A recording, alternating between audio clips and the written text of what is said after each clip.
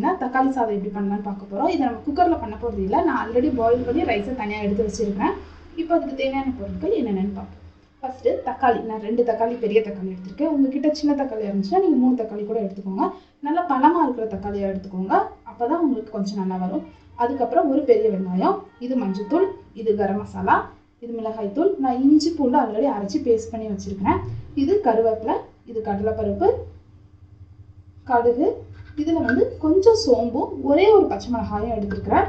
இப்போ நம்ம ஸ்டார்ட் பண்ணலாம். எப்படி பண்ணலான்னு பார்ப்போம்.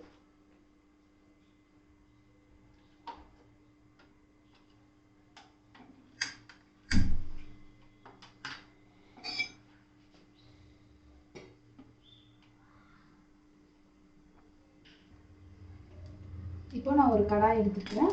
அதில் கொஞ்சமாக எண்ணெய் ஊற்றிக்கிறோம். இப்போ நம்ம எண்ணெய் சூடாயிட்டு கொஞ்சமாக கடுகு,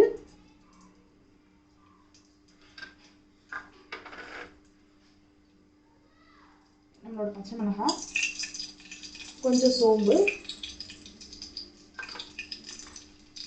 கடலைப்பருப்பு கொஞ்சம்,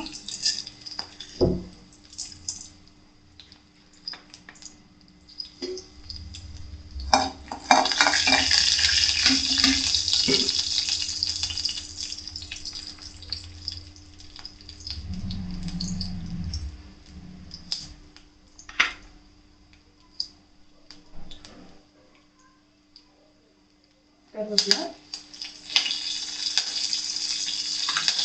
அப்புறம் வெட்டி வச்சுட்டு வெங்காயம்.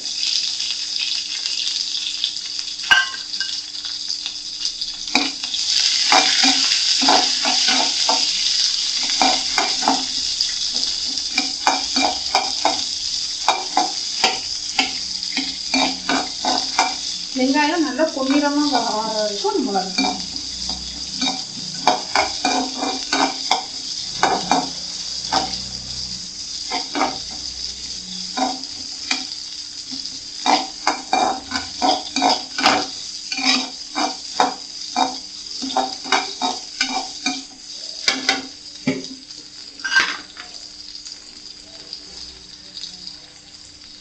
கொஞ்சமாக இஞ்சி பூண்டு.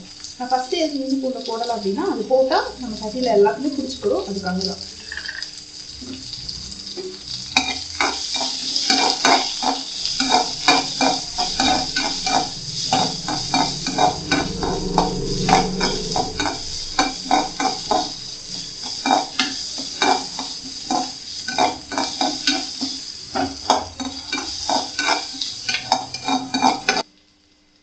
இப்போ நம்ம மசாலா பொடி சேர்க்க போகிறோம். 1 டீஸ்பூன் மிளகாத்தூள், 1.5 டீஸ்பூன் கரம் மசாலா,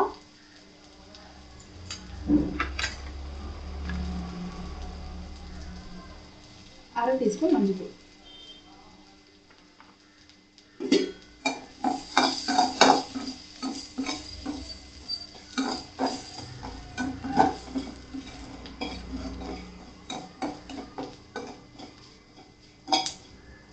இதில் நம்ம தக்காளி சேர்க்க போகிறோம். நம்ம வெட்டி வச்சுருக்க தக்காளி,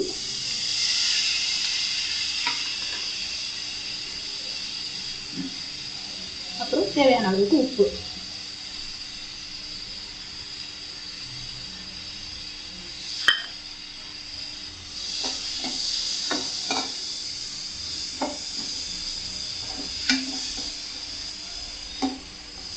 நம்ம இதில் தண்ணி எதுவும் ஆட் பண்ணக்கூடாது. இது தக்காளியிலேருந்து வர்ற அந்த ஜூஸு இது வேகிறதுக்கு சரியாக இருக்கும்.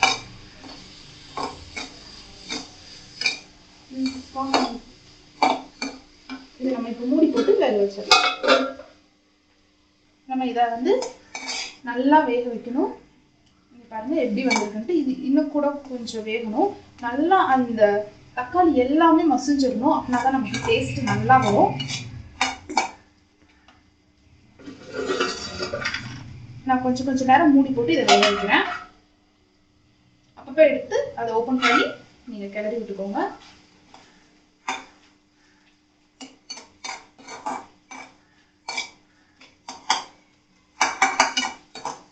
இப்போ இது ரெடி ஆகிட்டு நீங்கள் பாருங்கள் எவ்வளோ நல்லா வந்திருக்குன்னு. இப்போ நம்ம இது கூட ரைஸ் ஆட் பண்ண போகிறோம். நமக்கு அளவு தெரியாது, சில நேரம் கம்மியாக கூட ஆயிரும் மசாலா. அதனால என்ன பண்ண போகிறேன் அப்படின்னா, இந்த மசாலாவை நான் தனியாக ஒரு பிளேட்டில் எடுத்து வச்சுட்டு கொஞ்சம் கொஞ்சமாக ரைஸ் ஆட் பண்ண போகிறேன்.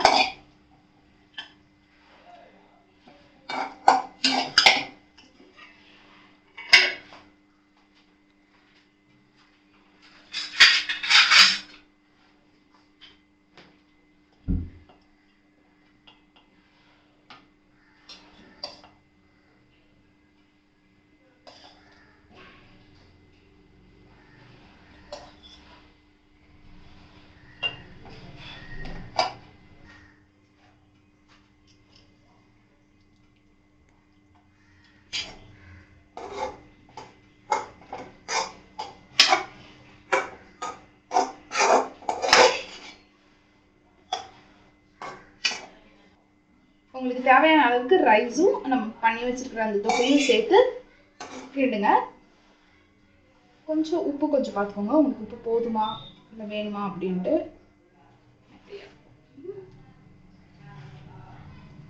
இதில் உப்பு கரெக்டாக தான் இருக்குது. உங்களுக்கு உப்பு வேணும் அப்படின்னா நீங்கள் கொஞ்சம் போட்டு கூட கிண்டிக்கோங்க. ஓகே, இப்போ இது நமக்கு ரெடி ஆகிட்டு நம்ம இதை பரிமாறுறதுக்காக வேற ஒரு பாத்திரத்தில் எடுத்து வைக்க போகிறோம். எவ்வளோ நல்லா வந்திருக்குன்னு பாருங்கள் தக்காளி சாதம். நீங்களும் உங்கள் வீட்டில் ட்ரை பண்ணுங்கள். எப்படி வந்துச்சுங்கிறத எனக்கு கமெண்ட்டில் சொல்லுங்கள். உங்களுக்கு பிடிச்சிருந்துச்சுன்னா லைக் பண்ணுங்கள், ஷேர் பண்ணுங்கள், என்னோட சேனலை சப்ஸ்கிரைப் பண்ணுங்கள், கீழே இருக்கிற பெல் பட்டனை கிளிக் பண்ணுங்கள்.